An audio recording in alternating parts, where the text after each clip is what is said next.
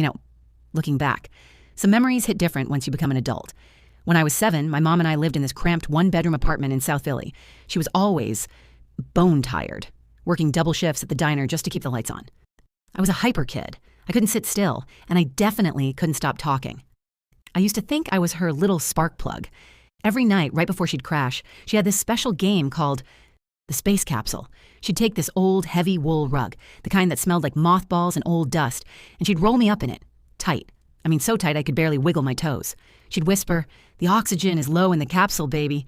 You have to stay perfectly still and breathe very, very slowly, or the mission fails."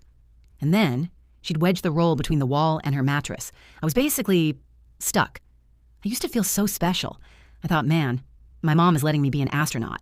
I'd lay there in the dark, heart racing, trying to breathe as shallow as possible so I wouldn't ruin the mission. I'd be sweating and cramped, but I felt like a hero. Well, fast forward 25 years. Now I'm a father.